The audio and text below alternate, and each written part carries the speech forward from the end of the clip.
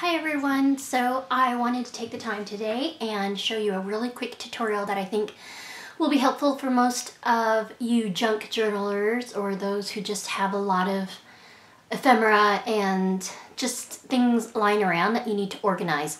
So I'm going to show you today how to make this little container that's made completely out of fabric. I saw the pattern somewhere many years ago and then I forgot about it, and then just when I was deciding that I need to organize things, I remembered, and so I created my own pattern, which I will share with you today. But let me take everything out, and this is holding everything that I used to make my previous video, which is the wedding journal, and I'm going to be using fabric like that too. So this is what it looks like when it's buttoned up. Here are all the sides. I used a cam snap to attach those, and those are just snaps that you can find in the store for diapers. I remember seeing that there were buttons that were sewn onto the side right here, and there was yarn or string that held it together, but I didn't want to hand sew anything on, so I just used these cam snaps.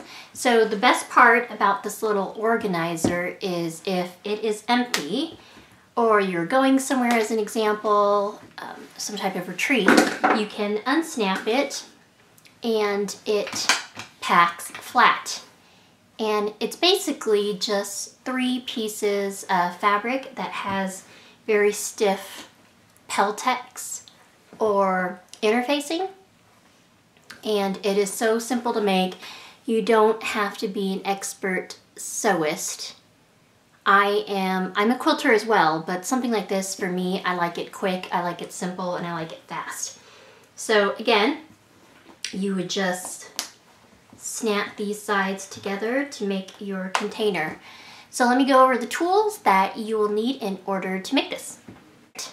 You will need a paper cutter to make your template or pattern, a pencil if necessary. This is what my pattern looks like. So what I used to make my pattern or template was, this is like 120 pound, maybe even more, of thick, really thick cardstock. I got this cardstock, I want to say at Hobby Lobby, and it's their own brand, and it's the thickest paper ever, and I love using it for templates. So you'll need some type of cardstock. You'll need heavyweight interfacing. I've used the Pellon or Peltex, and there are different types. There's the kind that has fusible. It's fusible on one side or fusible on both sides. I just happen to have the kind that's just fusible on one side, and it's the heavily textured starchy side, but I have used, as an example for this one, I used double-sided fusible, but it doesn't matter either way. And you'll need quite a few. I'd say a 1/4 yard is good. It just really depends on how many you want to make.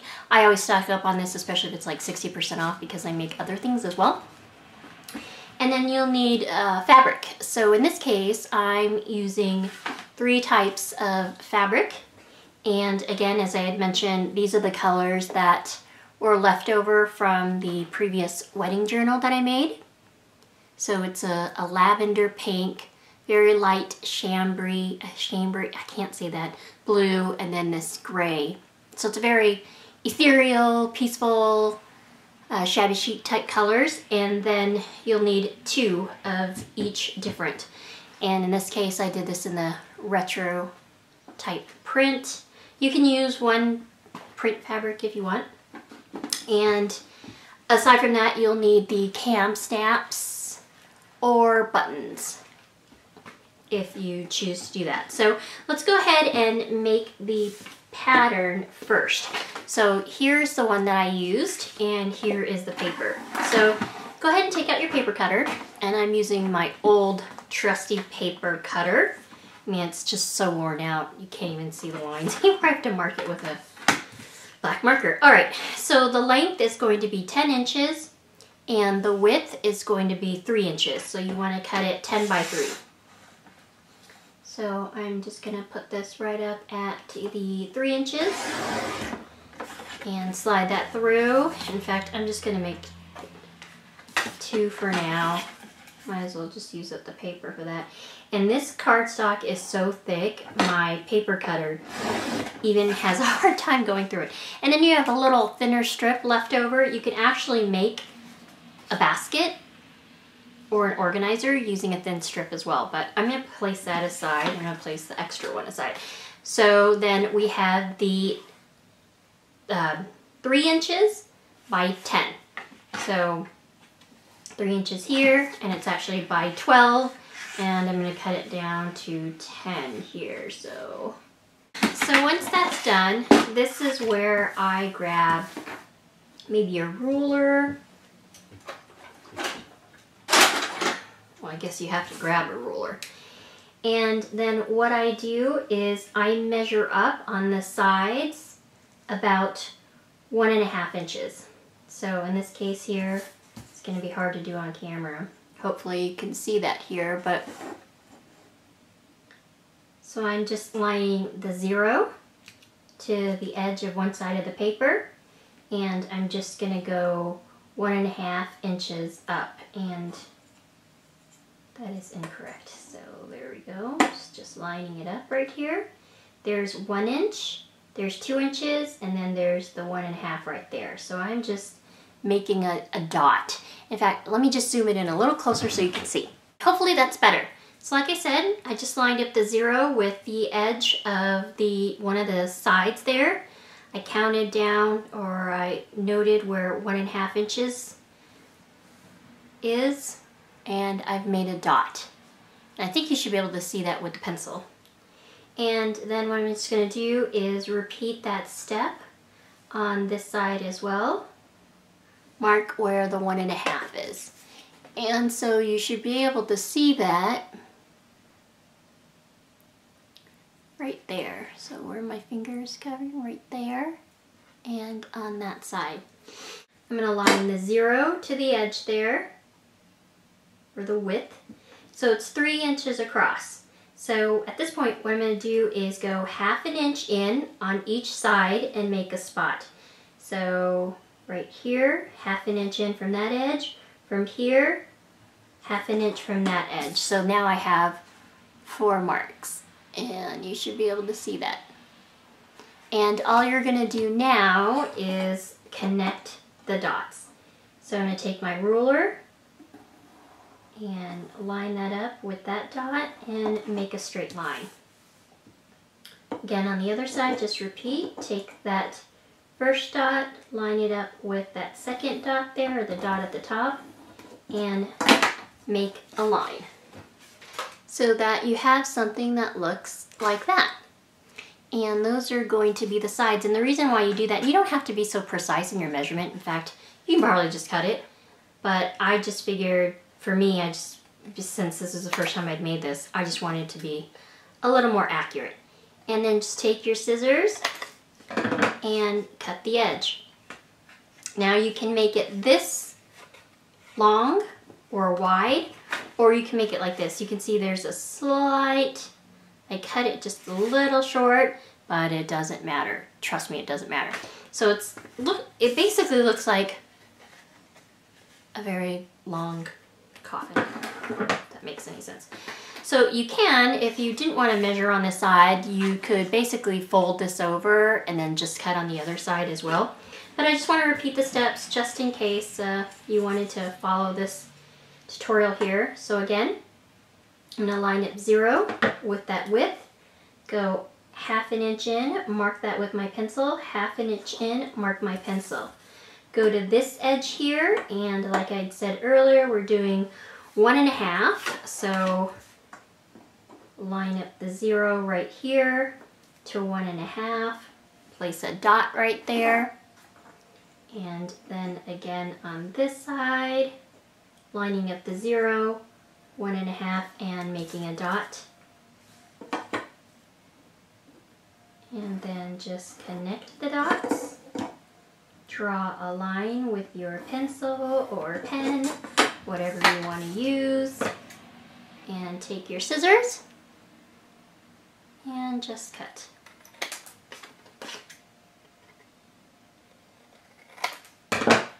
And you now have your template. So after you have your template, you can write on it as I did with my template in terms of the length, width, and where you cut at an angle, just so you have it as a future reference. Now you'll want to take your sheets of Peltex or Pellon, place your template on top of it, and then cut it out. I used a rotary cutter because this is such thick cardstock. It pretty much acts as a guide for my rotary cutter, but you can also use your scissors as well and just basically cut all the way around. With your fabric, however, you want to leave a little bit of inseam. And it's up to you how much inseam you want. I did a zigzag stitch, so then I did about 1/4 of an inch, maybe even less. So let me take this fabric here. I'll just put one side so you can see it. Hopefully you can see it and it doesn't blend in too much. And I just placed my template on top of the fabric. And like I said, about 1/4 of an inch all the way around. And I just used my rotary cutter and cut all the way around. In fact, let me use this blue fabric here. You can probably see that better. So I'll just place the template on top here. And I cut all the way around with my rotary cutter. You'll notice it's not perfect, but that's okay because you're going to be sewing around the raw edges anyways, and the raw edges are going to fray. And for this tutorial I'm going to show you how just to do a plain zigzag stitch. So if it's uneven, you're not really going to be able to see it with the zigzag stitch anyways. So basically what you're doing is creating a sandwich. So here we have the wrong side facing down. Let me do it this way here. Wrong side facing down. Place your Pellon, Peltex, whatever you want to call it, in the middle there. You can see I cut my angles a little off there, but that's okay, I'm not worried. And if one of the side or both of the sides are fusible, this is where you would take it to the iron and iron it down. And then once it sticks to one side or both sides, you can take your other layer of fabric and place that right on top, like such. So then you have your interfacing sandwiched in between. Now what you want to do is go to your sewing machine and do a zigzag stitch all the way around. And I would back stitch wherever you start and stop. For me, I start at one of the shorter ends and stop at one of the shorter ends, and then so I can sew all the way around. That's going to be up to you. Some people like to start on a long end, back stitch here and go all the way around, but I think it's less noticeable on the ends, especially if you have the little buttons covering it. So you may plan that out however you want.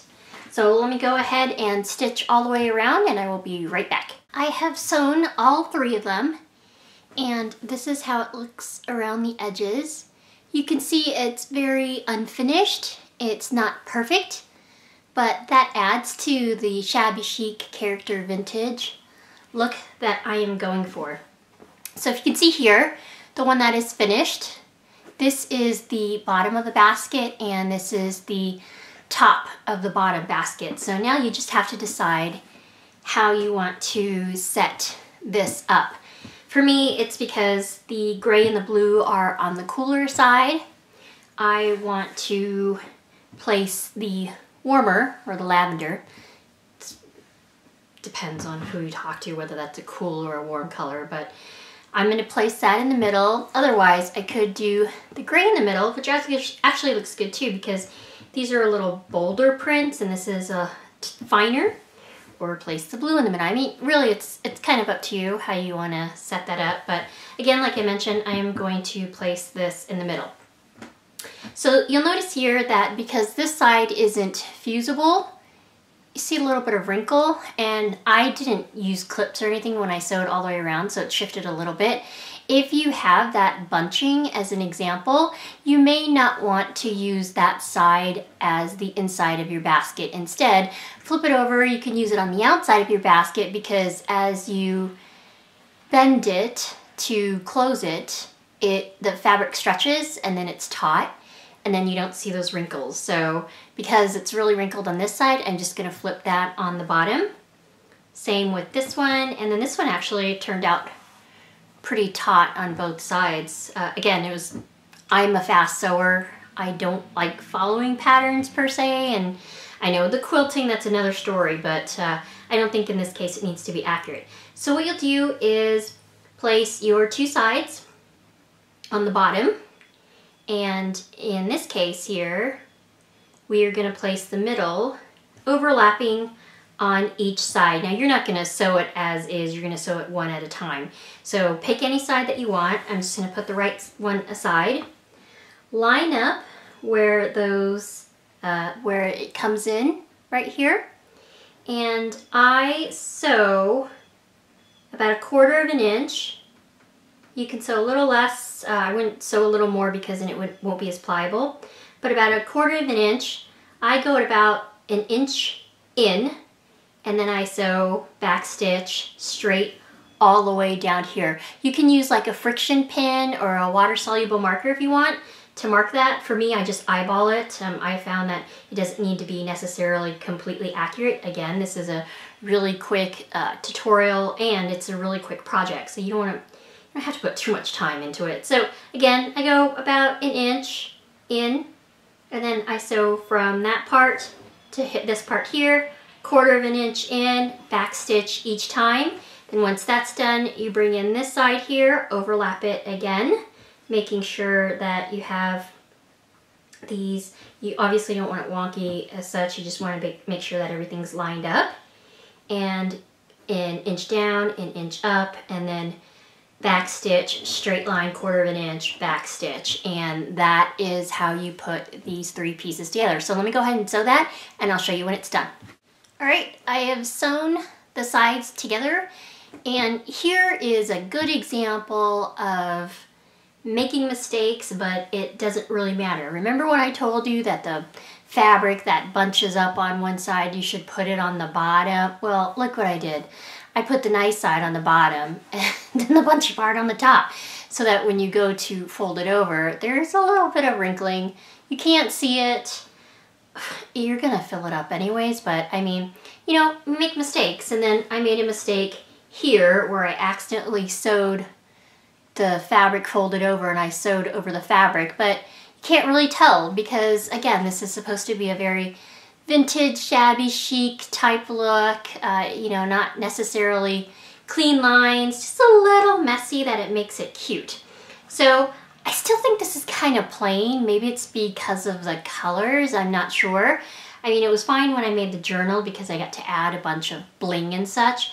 So what I think I'm gonna do is get some of my extra lace, some of my extra ribbon, and I'm either just gonna sew it on some of these pieces. I think I'll do it on the outer, or I'm gonna put some rhinestones on it, or whatever the case is, because I just feel like it's a little plain and I want it to be as pretty as possible. So again, like I said, I think I'm just gonna decorate the outside. So let me just go ahead and do that, and I will be right back when it's done. I have sewn the sides together, and here is a good example of making mistakes, but it doesn't really matter. Remember when I told you that the fabric that bunches up on one side, you should put it on the bottom? Well, look what I did. I put the nice side on the bottom and then the bunchy part on the top, so that when you go to fold it over, there's a little bit of wrinkling. You can't see it. You're gonna fill it up anyways, but I mean, you know, make mistakes. And then I made a mistake here where I accidentally sewed the fabric folded over, and I sewed over the fabric, but you can't really tell because, again, this is supposed to be a very vintage, shabby chic type look, you know, not necessarily clean lines, just a little messy that it makes it cute. So I still think this is kind of plain. Maybe it's because of the colors, I'm not sure. I mean, it was fine when I made the journal because I got to add a bunch of bling and such. So what I think I'm gonna do is get some of my extra lace, some of my extra ribbon, and I'm either just gonna sew it on some of these pieces. I think I'll do it on the outer, or I'm gonna put some rhinestones on it, or whatever the case is, because I just feel like it's a little plain and I want it to be as pretty as possible. So again, like I said, I think I'm just gonna decorate the outside. So let me just go ahead and do that, and I will be right back when it's done. I have added some vintage lace that my friend gave me and a little bit of tassel ribbon on one side. This vintage lace, I actually glued it on. I may sew it, but I just didn't feel like it right now. But I would suggest sewing it on, and I've made them into 2 pockets. And you can see I didn't cut them perfectly, and I like that wonkiness. And so when it closes, you have some pockets on the side. I figured I could put something light, like some extra ribbon there, some buttons or something. And then on this side, I kept it plain, but I just added the tassel and then a little bit of that remnant vintage lace to it. And so here's the inside and here is the outside. I know it's difficult to see. So at this point, this is when you decide how you want to put your cam snaps on for the basket. So if you want the basket to be a little bit wider, then you place the pieces of fabric further apart, and then this is where you would put your little button or your cam snap. And then so it has a wider mouth, but it's not as deep. For this bowl or organizer, I think I want to make it a little deeper, so I'm actually going to place the side panels a little closer together. And if you can see here, it makes it much deeper than a little less. So that's completely up to you how you want to set that up. My other one was less deep. It was a little more wider and shallow, but this I want some higher. I want the sides to be higher so I can place like my glues in or my scissors or just some other things. So what you're gonna do is, once you've determined the depth and how you want to overlap your fabric, you'll want to take an awl and you'll poke through both pieces of fabric. You want to make sure you don't poke this fabric here. You can if you want, but I chose not to. So again, just place them together however deep or shallow you want it. Choose a location for your button, either in the middle here, in the middle, or on the end. If you put it on the end though, it may widen out a little bit, or the mouth may get a little larger. So in this case, I am just going to poke it in the center. Now be careful you don't poke your finger here. And so I've been doing this for a while now, so I know. But you can also lightly twist your awl until you feel the point in the other side of the fabric, and at that point then you can move your finger aside so you're not poking it, and hopefully you can see there. I'm hoping you can see it. Can you see it? It is starting to poke through. See? Can you see that? Oh gosh, I don't know if you can. I'm trying to move the awl around so you can see it. And so you're basically just making a hole large enough for your cam snaps. And so now I have a hole on both sides there. Difficult to see. I'm going to zoom in here so I can show you the how to put the cam snaps on. These you can purchase at Hobby Lobby or Joann Fabrics. I'm going to use white today, and you will need, for one side, you will need one of the head pins there, one female part, and one male part. So this is the female and here's the male. So this side is the male. It protrudes out. I know that's an awful way to put it, but electronics are like that too, for like coax cable and BNC connectors and such. But anyways, male, female, and then 2 of these head pins. Oops. So those are the pieces you will need: 1 male, 1 female, and 2 head pins. All right, I'll place that aside. And so I know I want to have this on the outside, meaning when I put it together, this blue panel is on the outside.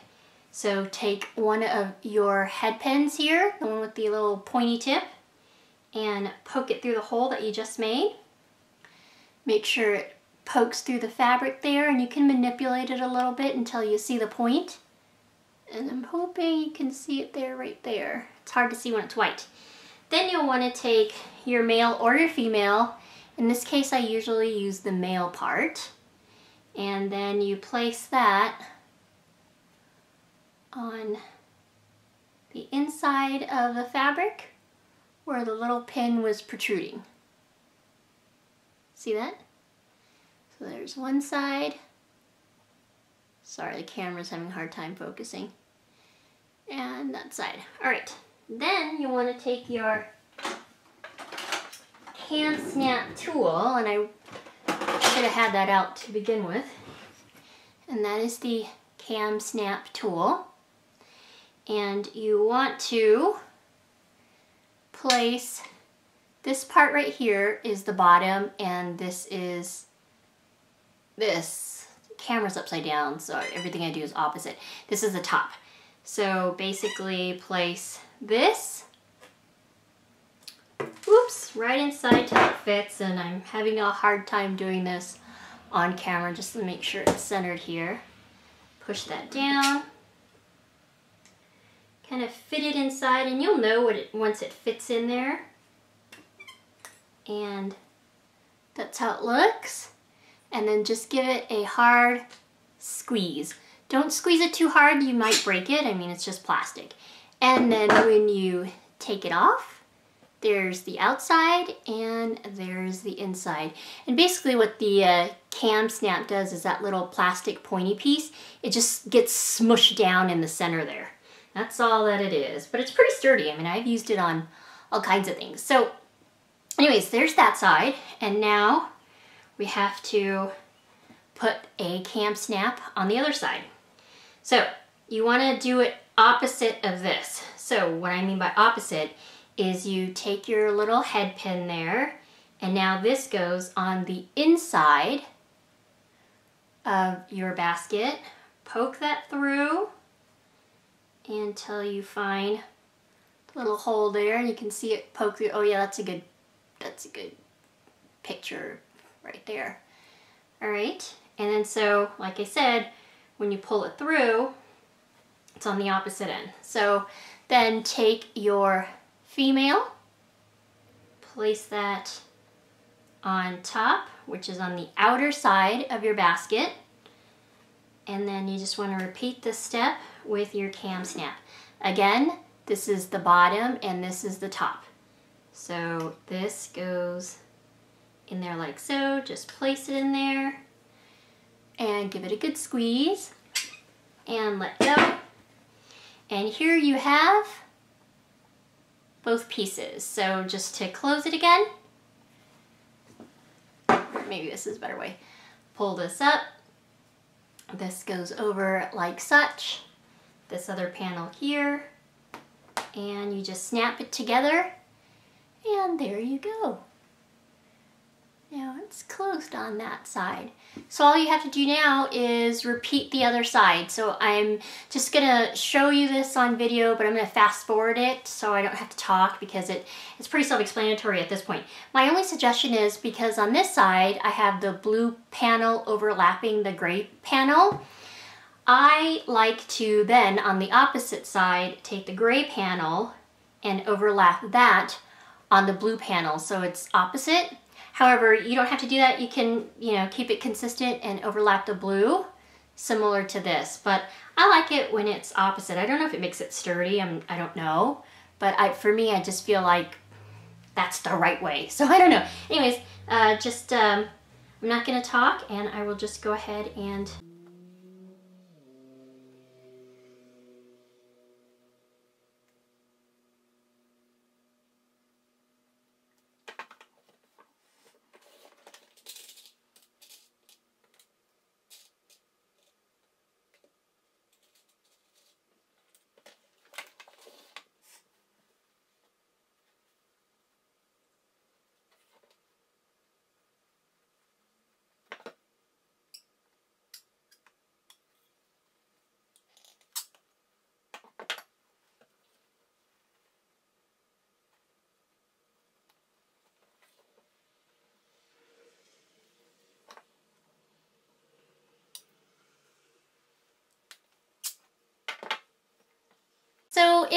done. Here is my little organizer, and I will show you the first one. Oops, making a mess here. Here is the first one, and I will show you how that looks.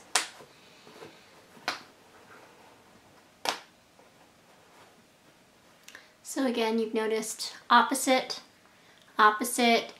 The snap is closer towards the bottom, so it's a little wider mouth and not as deep.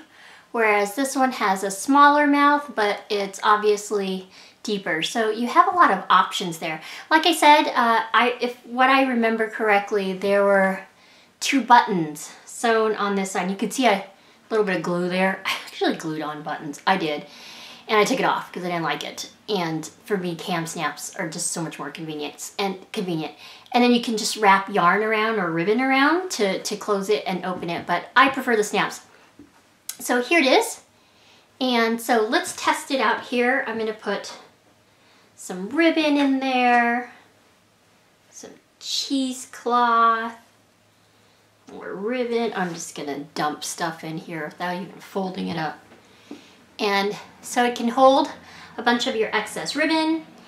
We have a little trim there. You can add some flowers if you want. And then on this side, I have some, the 2 pockets that I had mentioned. So maybe you can put like some little scrap paper that you have as an example. So there's some scrap paper I put in there. If you have washi as an example, maybe you can also place that in the pocket. Okay, maybe not. Oh, a little smaller one you can. So there you go. So there's a little smaller roll of washi. Let's see, I'm pushing it here. Look at that. 2 rolls of washi tape here and 2 little journaling cards on that side. You could probably put pockets on this side if you wanted to. You could probably use elastic, and then what you can do is you can place your scissors in too, make it like a little sewing basket or something. So it's really up to you how you want to decorate that. But this is my little organizer. I don't know what to call it. I'll let you guys comment below what you want to call it. But anyways, I hope you enjoyed this tutorial. I hope you learned something. I'm going to put the description in terms of how I came up with the pattern in the description box, so please take a look at that. If you think it's easier for me to just create a template that you can print up and use, let me know. I can always follow up on that as well and put it, maybe a link or something or other into a document. So thanks for watching. I hope you enjoyed this. Bye!